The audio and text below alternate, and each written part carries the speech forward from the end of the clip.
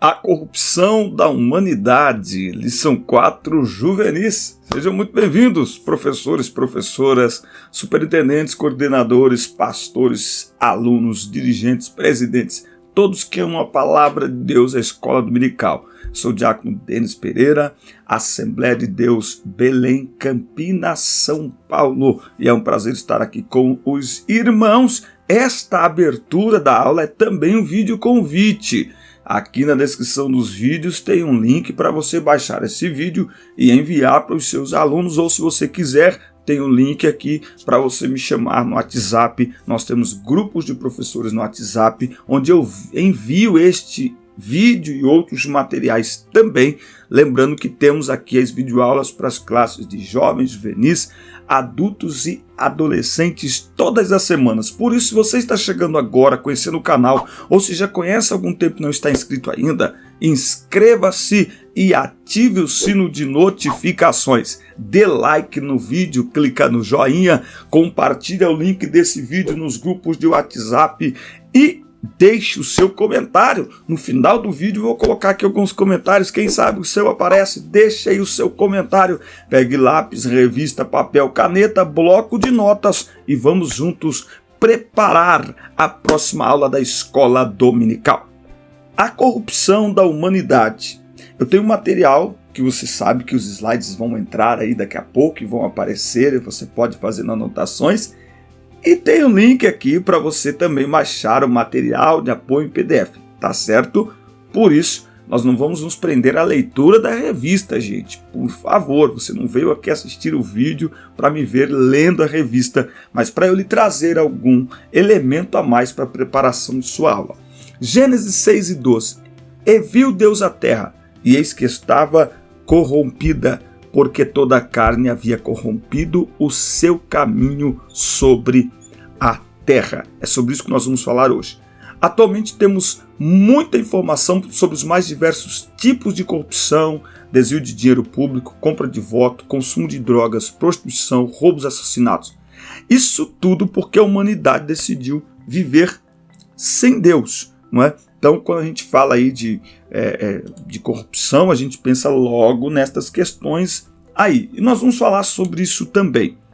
A humanidade sem Deus caminha cada vez mais para longe dele, porque peca para viver e vive para pecar. E quanto mais pecam, mais endurecidos se tornam seus corações em relação a Deus e a sua palavra. Romanos 1, do 28 ao 32. Ali vai elencar, parece que aquele texto está falando apenas de um tipo de pecado, mas ali está falando mais do que sobre um tipo de pecado, ali está falando sobre um tipo de pecador com o coração endurecido e um tipo de pecador que Deus os abandonou. É o Deus de amor, de graça, de misericórdia, ele abandona. Corações insensíveis e malignos, criando cada vez formas mais ousadas de pecar, mas que no final o resultado é o mesmo. Romanos 6, 23, porque o salário do pecado é a morte. Não tem jeito. O dom gratuito é a vida eterna. Agora, quem abre mão da vida eterna é morte eterna. Tópico 1. Os homens sabem a verdade. Você tem a revista aí, né? Já leu a revista? Ok. Se sabem, por que não a procuram? Porque a verdade confronta o modo de vida completamente dominado pelo pecado em que o homem vive.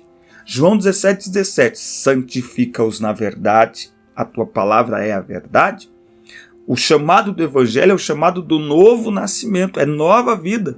Colossenses 3 vai mostrar que a vida com Cristo ela é oposta, ela é contrária à vida sem Ele. Por isso que palavra que não confronta o pecado é tudo menos pregação. Eu tenho falado nas minhas redes sociais, me segue lá no Instagram, @DenisPereiraOficial. fuja da igreja, fuja da pregação, que prega sobre tudo menos contra o pecado. Por quê? Porque está enganando e conduzindo pessoas ao inferno. Olha que coisa horrível, não é? Então os homens sabem. Agora, os homens estão distantes da palavra, portanto distantes de Cristo, o Salvador de suas almas. O que Jesus disse? Eu sou o caminho, a verdade e a vida. Ninguém vai ao Pai a não ser por mim. Então quem está distante de Cristo está distante do Pai. Saber a verdade, não aceitá-la é inútil, um verdadeiro desperdício. Tem muita gente que sabe de Bíblia, sabe um monte de coisa, mas não aceita, não se rende, não adianta nada. Saber a verdade não basta. É preciso praticá-la e isso gerará automaticamente mudança de vida e de comportamento. O que muitos não querem, mesmo sabendo que sua vida cheia de pecados os levará ao inferno. Então muitas pessoas até querem a igreja, até querem Jesus, mas se negam a mudarem de vida. E a Bíblia diz, em 2 Timóteo 3, do 1 ao 5, lê do 1 ao 5, ela está falando aqui de uma classe de crentes que nós devemos nos afastar. Crentes que evitam ser transformados pela palavra. Crentes que não aceitam ser mudados pela palavra.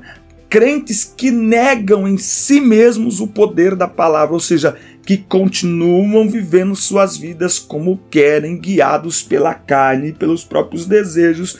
No versículo 5, Paulo diz: destes afasta-te. Então nós precisamos nos afastar, não é só dos ímpios, nós precisamos nos afastar também dos falsos crentes. Meu Deus, tem misericórdia, mas olha só. Tópico 2. Os homens desprezam a verdade. Então, não adianta saber a verdade. Eles desprezam a verdade. Não glorificam a Deus. Os seus discursos estão desvanecidos. Suas mentes estão fechadas. Não o glorificaram como Deus. Nenhuma concepção de Deus é possível ser formulada sem que se inclua eternidade, poder, sabedoria, bondade, verdade, justiça e misericórdia. Sua eternidade é evidenciada pelo fato de que ele mantém todas as coisas em suas mãos e faz que todas as coisas estejam em harmonia com ele. Sua sabedoria é percebida no fato de que ele dispôs todas as coisas em perfeita ordem. Sua bondade consiste em que não há nenhuma outra causa para que ele criasse todas as coisas, nem existe alguma outra razão que o induza a preservá-las, senão sua bondade. Sua justiça se evidencia no modo como ele governa o mundo, visto que pune os culpados e defende os inocentes. Sua misericórdia consiste em que ele suporta a perversidade dos homens com inusitada paciência, e sua verdade consiste no fato de que ele é imutável. Aqueles, pois, que pretendem formular alguma concepção de Deus, devem dar-lhe o devido louvor por sua eternidade, sabedoria, bondade, justiça, misericórdia e verdade. O significado ali de desvanecido, extinto, desfeito, desbotado, orgulhoso, vaidoso, teorias e discursos orgulhosos os homens fazem de si quando desprezam a revelação de Deus, que claramente pode ser vista pelas obras de sua criação. Estas teorias e discursos vazios sem base bíblica, sem a devida interpretação textual. O homem se encontra com a sua mente fechada.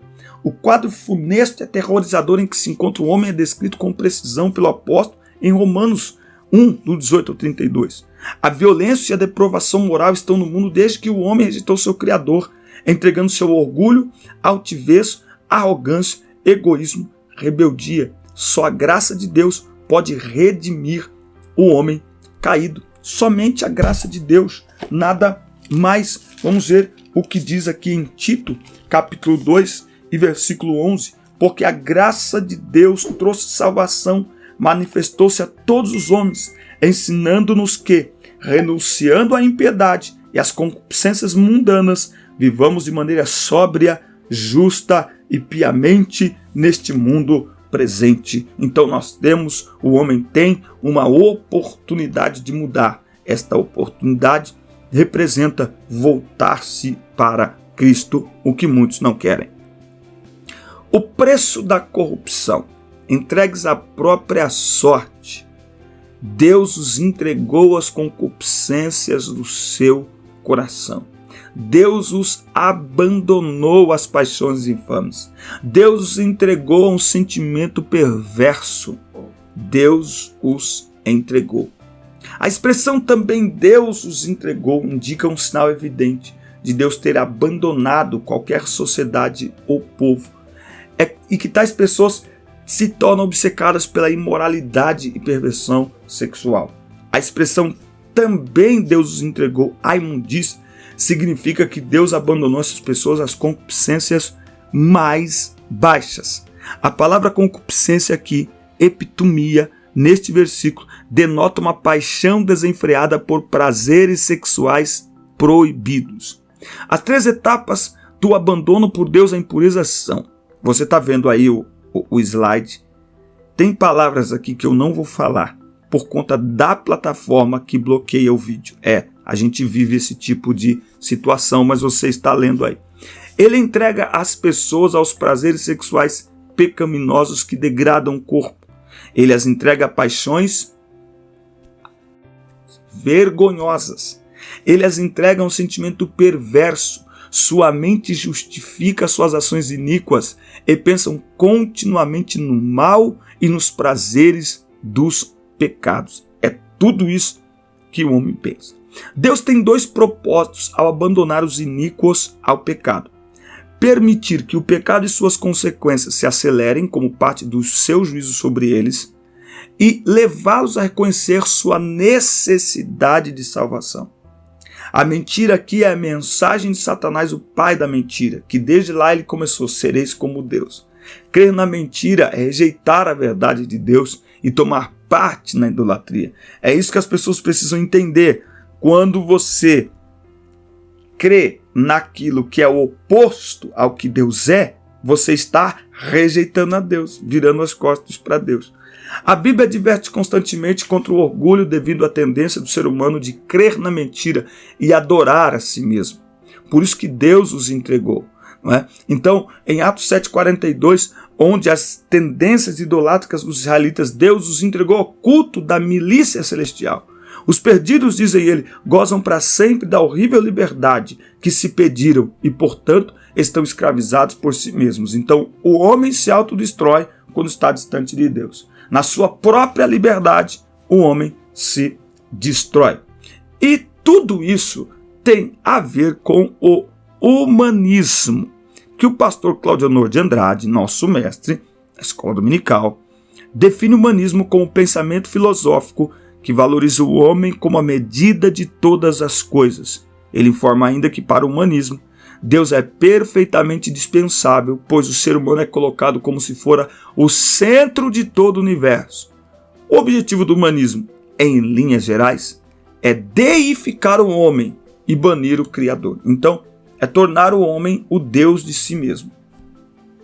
O humanismo é a filosofia moral que coloca os humanos como principais numa escala de importância. É uma perspectiva comum a uma grande variedade de posturas éticas que atribui a maior importância à dignidade, aspirações e capacidades humanas, particularmente à racionalidade. Eles recusam explicações transcendentais e, preferindo o racionalismo, são ateus, agnósticos. O humanismo renascentista propõe o antropocentrismo. O antropocentrismo era a ideia de o homem ser o centro do pensamento filosófico, o centro de si mesmo, o centro do universo, o centro do mundo. Isso representa um perigo. O humanismo é um sistema filosófico que valoriza o homem e despreza princípios bíblicos estabelecidos por Deus, até porque eles não reconhecem Deus, torna os homens arrogantes, autossuficientes, descartando a necessidade da dependência de Deus. Então, no humanismo, o homem existe por si e tudo que ele conseguir e tudo que ele vier a ser tem a ver consigo mesmo. Nós não precisamos de um Deus. De qualquer forma, o que caracteriza um humanista secular é a adesão ao ponto de vista filosófico conhecido como materialismo ou naturalismo. As principais teses deles é antibíblica e uma afronta aos princípios estabelecidos por Deus. Então vamos ver aqui algumas teses. Primeiro, Deus não existe. Somente existe um universo material que de uma ou outra forma é eterno, não criado, já que não há tal criador. A realidade final é a matéria e a energia. O universo é um sistema fechado, no qual tudo ocorre segundo determinadas leis naturais. Isso exclui a possibilidade de influências externas, como é o caso dos milagres. Tudo quanto pode ocorrer é o resultado da operação dos princípios próprios do universo material. Não é? Então, não precisa de Deus, Deus está excluído, e com isso não existe qualquer pensamento sobre uma eternidade, sobre inferno, sobre céu, nada. A vida é o aqui e o agora e nada mais. O humanismo em nossos dias é um sistema filosófico que valoriza o homem, desprezando princípios bíblicos estabelecidos por Deus, tornando os homens arrogantes, autossuficientes, descartando aí a dependência de Deus, tá? Preservação. Deus, pelo seu poder, olha só como contrapõe a palavra de Deus. Deus, pelo seu poder, preserva o mundo que ele criou. A confissão de Davi fica clara. A tua justiça é como as grandes montanhas. Os teus juízos são um grande abismo. Senhor, tu conservas os homens e os animais. Deus conserva, Deus preserva. O poder preservador de Deus manifesta-se através do seu Filho Jesus Cristo, conforme Paulo declara em Colossenses 1,17. Cristo é antes de todas as coisas, e todas as coisas subsistem por ele. Pelo poder de Cristo, até mesmo as minúsculas partículas de vida mantêm-se coesas. Provisão. Deus não somente preserva o mundo que ele criou, como também provê as necessidades das suas criaturas. Quando Deus criou o mundo, criou também as estações e proveu o alimento aos seres humanos e aos animais. Depois do dilúvio destruir a terra, Deus renovou a promessa da provisão com estas palavras: enquanto a terra durar, sementeira e cega, e frio e calor, e verão e inverno, e dia e noite não cessarão. Governo. Deus, além de preservar a sua criação e prover-lhe o necessário, também governa o mundo. Deus, como soberano que é, dirige os eventos da história que acontecem segundo sua vontade permissiva e seu cuidado. Em certas ocasiões, ele intervém diretamente segundo seu propósito redentor. Mesmo assim, até Deus consumar a história, ele tem limitado seu poder e governo supremo neste mundo. As Escrituras declaram que Satanás é o Deus deste século e exerce acentuado controle sobre a presente era maligna. Sobre o humanismo, quando ele fala de antropocentrismo, eu queria pontuar aqui no final da nossa reflexão o cuidado que nós precisamos ter, porque esta filosofia tem entrado na igreja, principalmente nos últimos anos, que a teologia coach entrou para dentro da igreja, e o coach coloca o homem no centro, não é? Muitos hinos colocam o homem no centro. Aliás, tem muitos hinos que humanizam tanto Deus, sabe? Que humanizam Deus de uma maneira que Deus deixa de ser Deus e passa a ser um de nós. Eu sempre costumo dizer, Deus é amigo. Não, Deus não é amigo, Deus é Deus. Amigo é amigo, Deus é Deus. Eu preciso enxergar Deus como Deus, para temê-lo como Deus. Eu não temo um amigo, mas Deus deve ser temido. O amor a Deus, o princípio da sabedoria é temor a Deus. Temor, respeito. Respeito à sua palavra, reverência à sua palavra. Esse respeito não é medo, mas é prática da sua palavra. É consciência da presença de Deus. E porque Ele está presente, o meu comportamento precisa ser diferente. O meu comportamento precisa louvá-lo, glorificá-lo. Entende isso? Então nós temos que ter cuidado, porque essa filosofia tem entrado para dentro da igreja por meio de pregações onde o homem é o centro e louvores, músicas, gospel, onde o homem é o centro. Bom, a única saída para o homem é voltar-se para Deus arrependido e disposto a abandonar a prática habitual do pecado, como diz em Provérbios 28:13, aquele que confessa e deixa alcançará misericórdia. Tem uma dinâmica aqui. Está pronto para uma dinâmica?